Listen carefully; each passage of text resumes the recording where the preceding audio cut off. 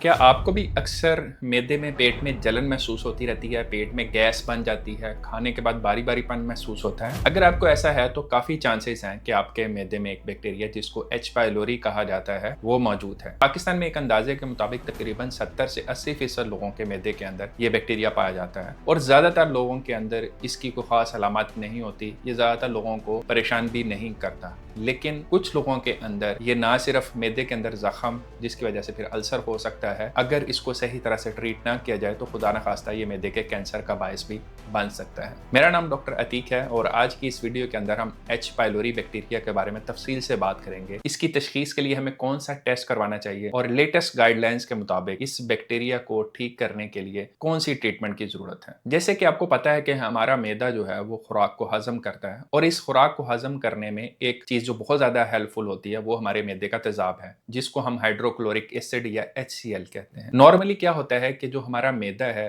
उसकी जो दीवारें हैं उसके गिर्द एक म्यूकस की लेयर बनी होती है, एक प्रोटेक्टिव लेयर होती है जो कि हमारे मैदे को इस तेजाब के नुकसानदेह असरा से बचाती है। लेकिन कुछ लोगों के अंदर ये जो लेयर होती है वो डैमेज हो जाती है और इसकी एक बहुत बड़ी वजह जो है वो एच पाइलोरी बैक्टीरिया होता है, क्योंकि ये जो एक प्रोटेक्टिव लेयर होती है म्यूकस की, सादा लफ्जों में बलगम कह सकते हैं, उसके नीचे चला जाता है और ये आपकी जो मैदे की लाइनिंग है उसको डिस्टर्ब करता है, उसको तोड़ना शुरू कर देता है, जिसकी वजह से फिर वहां पे जख्म बन जाते हैं। इस वजह से क्या होता है कि नॉर्मली जब आप खुराक खाते हैं मैदा एसिड सिक्रीट करता है तो उस एसिड को हमारा मैदा जो है वो बर्दाश्त कर लेता है। लेकिन जब वहां पे एच पाइलोरी बैक्टीरिया की वजह से जो उसकी दीवारें हैं वो डैमेज हुई होती हैं, वहां पे जख्म बने होते हैं, तो ये तेजाब जो है वो मैदे को डैमेज करना शुरू कर देता है। अब ये अल्सर की शक्ल में भी बन सकता है और खुदा न खास्ता अगर इसको हम सही ट्रीट ना करें तो ये कैंसर की शक्ल भी इख्तियार कर सकता है। इसकी अलामत की बात करें तो अक्सर लोग ये कंप्लेन करते हैं कि उन्हें खाना खाने के बाद बारी बारीपन रहता है, उनको मैदे में जलन महसूस होती रहती है। इसके अलावा अक्सर लोग पेट में दर्द या गैस की कंप्लेन भी करते हैं। अगर किसी भी शख्स को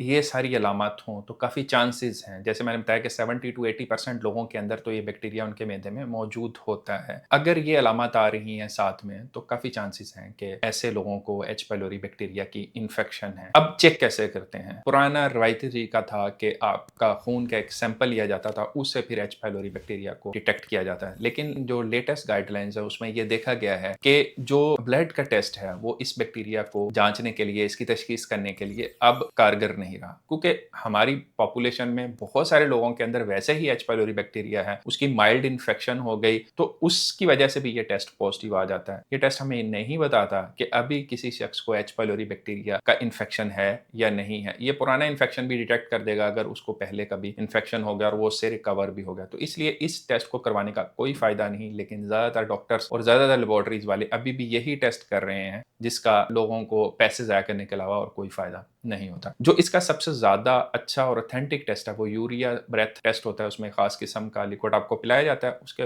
बाद सांस से फिर इस बैक्टीरिया को डिटेक्ट या तशखीस करने की कोशिश की जाती है। ये 95% तक सेंसिटिव है। इस टेस्ट को कहते हैं यूरिया ब्रेथ टेस्ट। सेकेंड जो टेस्ट है सस्ता भी है, आसान भी है और हमारे यहाँ ज्यादातर लेबोरेटरीज में वही टेस्ट अवेलेबल है, वो है stool antigen test for H pylori bacteria. ये टेस्ट भी 90% से ज्यादा लोगों के अंदर इसकी अच्छी सेंसिटिविटी है, तो इस टेस्ट को भी आप एच पाइलोरी बैक्टीरिया की तशखीस के लिए इस्तेमाल कर सकते हैं। लेकिन खून का टेस्ट आपने एच पाइलोरी बैक्टीरिया की तशखीस करने के लिए कभी भी इस्तेमाल नहीं करना। टेस्ट करवाने से पहले आपने कुछ चीज़ों की एहतियात करनी होती है, क्योंकि ज़्यादातर लोग जिनको मैदे की तेजाबियत का मसला होता है वो पहले से ही मैदे की तेजाबियत कम करने वाली दवाइयाँ, जिनको हम PPI या प्रोटॉन पंप इनहिबिटर्स कहते हैं, उनका इस्तेमाल कर रहे होते हैं। अगर आप इन दवाइयों का इस्तेमाल कर रहे हो, ऐसे ज़्यादातर लोगों के अंदर ये टेस्ट फॉल्स नेगेटिव आ जाता है, यानी इस टेस्ट की रिपोर्ट नेगेटिव आ जाती है। तो इसलिए बहुत ज़रूरी है कि अगर आपने एच पाइलोरी का, चाहे आपने यूरिया ब्रेथ टेस्ट करवाना हो, चाहे आपने स्टूल एंटीजन टेस्ट करवाना हो, तो 2 हफ्ते तक आपने PPI दवाइयों का इस्तेमाल बंद करना होता है। इसके अलावा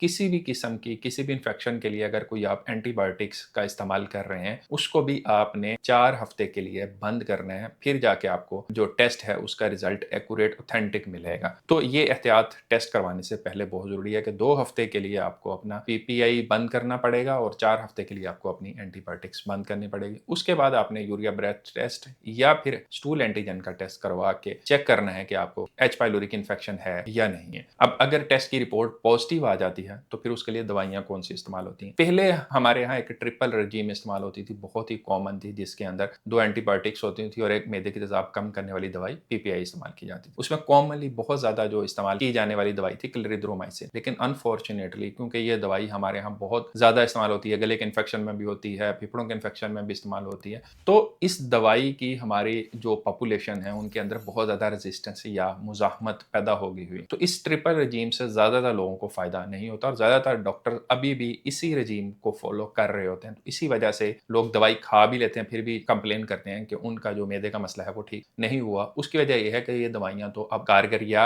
मुअस्सर ही नहीं रही। तो अब लेटेस्ट गाइडलाइंस के मुताबिक जो है वो दवाइयाँ चेंज कर दी गई। उसमें अभी भी एक पीपीआई इस्तेमाल किया जाता है, एक पीपीआई यानी प्रोटॉन पंप इनहिबिटर मैदे की तेजाबियत कम करने वाली दवाई इस्तेमाल की जाती है, 2 या 3 एंटीबायोटिक्स इस्तेमाल होती हैं जो कि क्लोरिड्रोमाइसिन से हट के होती हैं। इसके अलावा बिस्मथ का भी इस्तेमाल सब टाइम किया जाता है, उसको हम क्वाड्रिपल यानी 4 दवाइयों वाली थेरेपी कहते हैं। इस रजीम के बताने का मकसद ये है कि अगर किसी शख्स का एच पाइलोरी का पहले तो उसे पता होना चाहिए कि टेस्ट कौन सा करवाना है, और अगर उसने वो टेस्ट करवाया स्टूल एंटीजन या यूरिया ब्रेथ टेस्ट, अगर वो पॉजिटिव आ जाता है तो उससे कौन सी दवाई इस्तेमाल करनी है। पुराने वाले रजीम आपने इस्तेमाल नहीं करनी, उससे आपको फायदा नहीं होगा, उल्टा पैसे ज़ाया होंगे और रेजिस्टेंस पैदा होगा। जब आपने ये न्यू जो गाइडलाइंस के मुताबिक आपने थेरेपी कर ली तो फिर उसके बाद आपने 4 से 6 हफ्ते के बाद ये कंफर्म करने के लिए कि एच पाइलोरी बैक्टीरिया जो है वो उसकी एरेडिकेशन या उसका खात्मा हो चुका है, आपने दोबारा से यूरिया ब्रेथ टेस्ट या फिर स्टूल एंटीजन टेस्ट करवाना है। अक्सर लोग क्या करते हैं, दवाई ले ली, यहाँ पे ही रुक जाते हैं, उसके बाद दोबारा टेस्ट नहीं करवाते, क्योंकि जो नई रिजीम्स हैं उसमें से भी कुछ रिजीम कुछ लोगों में फेल हो जाती हैं, जिस वजह से फिर वो बाद में जब टेस्ट नहीं करवाते उन्हें पता नहीं चलता और उनकी बीमारी जो है वो दोबारा से वापस आ जाती है। तो इसलिए बहुत जरूरी है कि जब आप ट्रीटमेंट पूरा कर भी लें उसके बाद भी एक दफा फिर अपना ये चेक करने के लिए कि क्या ये एच पाइलोरी बैक्टीरिया आपके मैदे से